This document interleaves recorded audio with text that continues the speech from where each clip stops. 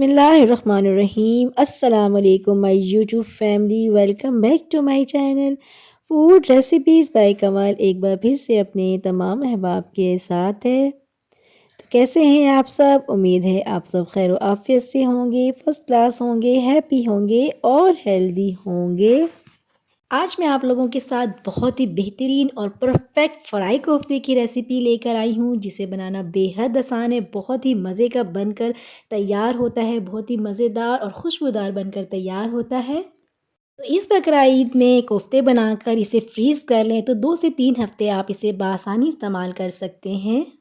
आप इसे एक बार ट्राई करेंगे तो आप इसे बार बार ट्राई करेंगे, क्योंकि ये इतने मज़ेदार, सॉफ्ट, क्रंची और बहुत ही मज़ेदार टेस्ट के साथ बनकर तैयार होता है। आप इसे देख सकते हैं कि ये बहुत ही सॉफ्ट से बनकर तैयार हुए हैं।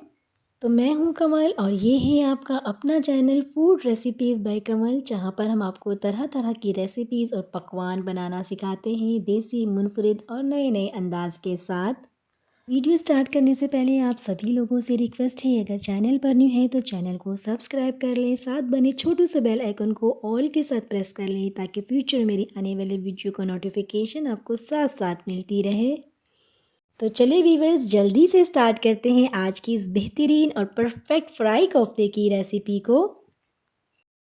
फ्राई कोफ्ता बनाने के लिए हमने सबसे पहले बेसन ले लिया है, 2 चम्मच भर के हमने इस स्पून के साथ इसकी क्वांटिटी रखी है और बिल्कुल लो फ्लेम पर हल्के हाथों से हम इसे भून लेंगे, ताकि बेसन का कच्चापन दूर हो जाए। और मुसलसल चम्मच हम हिलाते रहेंगे ताकि बेसन जले ना और अच्छे से भुन जाए। और बेसन जो है बाइंडिंग के लिए बहुत ज़बरदस्त है, और जब इसमें से भुनी भुनी सी खुशबू आने लगे और थोड़ा सा कलर चेंज होने लगे तो इसे हम फ्लेम से उतार लेंगे और इसको हम साइड पर रख देंगे ताकि ठंडा हो जाए, और इसके बाद हम इसका इस्तेमाल करेंगे। तो जी व्यूवर्स, यहाँ पर हमने कोफ्ते के लिए बारीक कीमे का इस्तेमाल किया है, आप देख सकते हैं।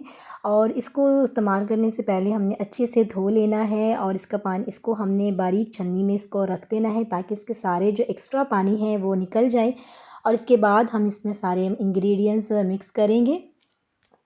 1 किलो कीमा हमने लिया है, और इसके बाद हमने शामिल करना है फ्रेश अदरक लहसुन का पेस्ट 3 टेबल स्पून। इसके बाद 2 मीडियम साइज़ के प्याज को बिल्कुल बारीक चॉप करके हमने यहाँ पर शामिल कर देना है। नेक्स्ट हम 5 से 6 हरी मिर्चों को बिल्कुल बारीक चॉप कर लेंगे, या फिर हम इसे कूट कर इसमें शामिल कर देंगे। और 1 बाउल के करीब इसमें हम हरा धनिया बिल्कुल बारीक चॉप करके शामिल कर देंगे।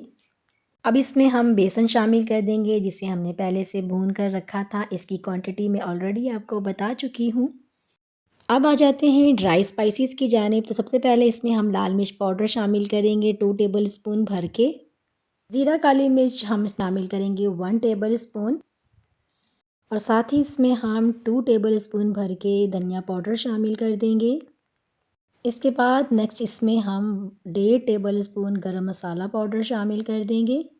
नमक शामिल करेंगे टेस्ट के हिसाब से। इसके बाद सारे मसालों को कीमे में हम हाथों की मदद से मिक्स करेंगे।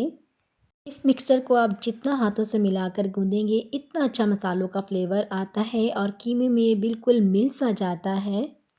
और जब ये मिक्सचर रेडी हो जाए तो हम इसे कवर कर देंगे, तकरीबन 5 से 10 मिनट के लिए साइड पर रख देंगे, ताकि इसे थोड़ा सा रेस्ट मिल जाए और मसालों का इसमें अच्छा फ्लेवर आ जाए। तो थोड़ी देर बाद इस मिक्सचर का थोड़ा सा पोर्शन हम हाथों में इस तरह से लेंगे। हाथों को हम पहले ऑयल से ग्रेस कर लेंगे और राउंड बॉल सा हम बना लेंगे। बिल्कुल एक परफेक्ट लेमन साइज़ का हम बनाएंगे, जिससे ये परफेक्ट शेप में रहेगा। बहुत अच्छे से हम इसको गोल शेप में बना लेंगे, जिससे इसमें क्रैक भी नहीं पड़ेगा और ये देखने में इवन से हो जाएंगे। तो इस तरह आपको ये परफेक्ट कोफ्ते बना लेने हैं। सारे कोफ्ते रेडी कर लेने के बाद फ्राइंग पैन में हम थोड़ा सा ऑयल शामिल करेंगे। इसमें हम ज़्यादा ऑयल शामिल नहीं करेंगे, क्योंकि हमने सारे कोफ्ते को डीप फ्राई नहीं करना, बल्कि पहले हम सारे कोफ्ते को लाइट सा स्टीम दे लेंगे। हमने बिल्कुल थोड़ा सा ऑयल शामिल करेंगे और सारे कोफ्तों को इसमें हम शामिल कर देंगे। फ्लेम को हम मीडियम रखेंगे और थोड़ी देर के लिए इसे हम कवर कर देंगे। तो इसे कवर करने से आप देख सकते हैं कि थोड़ा सा पानी इसमें से रिलीज़ हुआ है। तो बस जी, अब क्या करना है, इस पानी को हमने बस फ्राई करना है मीडियम फ्लेम पर।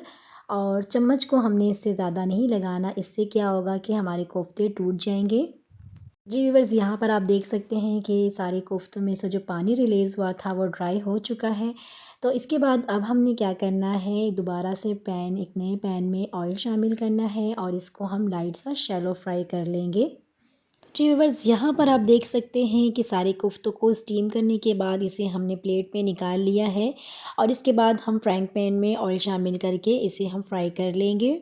और यहाँ पर मैं आपको बताती चलूँ कि ये वो वाला पॉइंट है जहाँ पर आप कोफ्तों को फ्रीज़ कर सकते हैं बआसानी 2 से 3 हफ़्ते के लिए, किसी भी एयर टाइट डब्बे में करके आप इसे फ्रीज़ कर सकते हैं और जब आपको ज़रूरत हो आप इसे फ्राई करके इस्तेमाल कर सकते हैं।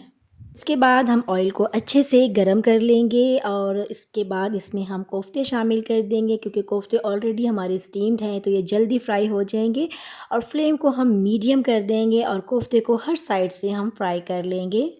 ये लीजिए व्यूवर्स, बहुत ही बेहतरीन, बहुत ही परफेक्ट, बहुत ही मज़ेदार फ्राई कोफ्ते की रेसिपी बिल्कुल डन है। बहुत ही मज़ेदार सी खुशबू आ रही है और ये कोफ्ता लाजवाब बनकर तैयार हुआ है। इसका ज़ायका बहुत ही अमेज़िंग और बहुत ही परफेक्ट बनता है। आप इसको सिंपल पुलाव बनाकर उसके साथ सर्व करें, ये बहुत ही मज़े के लगते हैं। तो यहाँ पर आप देख सकते हैं कि यहाँ पर मैंने सादा सा पुलाव बनाकर कोफ्ते को इसके ऊपर से इस तरह से सर्व कर दिया था और ये बहुत ही दिखने में जिस तरह से अच्छे लग रहे हैं, खाने में और भी मज़े के लग रहे थे। ये कोफ्ते इसके मज़े को दुबाला कर देता है। तो आप इस रेसिपी को ज़रूर ट्राई कीजिएगा। इस तरह से कोफ्तों को पुलाव के साथ सर्व कर सकते हैं। इसके अलावा आप इसको शाम में चाय के साथ भी सर्व कर सकते हैं और दावतों में आप साइड डिश के तौर पर भी तैयार कर सकते हैं कबाब की जगह पर एज़ अ कबाब। ये बहुत ही टेस्टी लगते हैं। अगर आपने फ्रोज़न कोफ्ते खाने हैं तो मेरी इस रेसिपी को ज़रूर फॉलो कीजिएगा। तो जी व्यूअर्स, ये देखें बिल्कुल परफेक्ट जूसी सॉफ्ट से हमारे कोफ्ते बनकर तैयार हुए हैं। एक बार आप इसे ज़रूर ट्राई कीजिएगा। अगर आप इस तरह से बनाकर रखेंगे तो आपका घंटों का काम मिनटों में हो जाएगा। तो ज़रूर ट्राई कीजिएगा। इंशाल्लाह नेक्स्ट वीडियो में इन कोफ्तों के साथ आपको इसके सालन बनाने की रेसिपी भी शेयर करूँगी।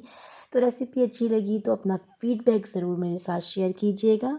वीडियो अच्छी लगी तो वीडियो को लाइक करने के साथ अपनी फ्रेंड एंड फैमिली के साथ लाजमी शेयर कीजिएगा। साथ ही चैनल पर न्यू है तो चैनल को सब्सक्राइब कर लें, साथ बने बेल आइकन को ऑल के साथ प्रेस कर लें। मिलते हैं नेक्स्ट वीडियो में नेक्स्ट ऐसी ही मज़ेदार सी रेसिपी के साथ। तक अपना ढेर सारा ख्याल रखिएगा, दुआओं में याद रखिएगा। Thank you so much for watching my video. Take good care and अल्लाह हाफिज़।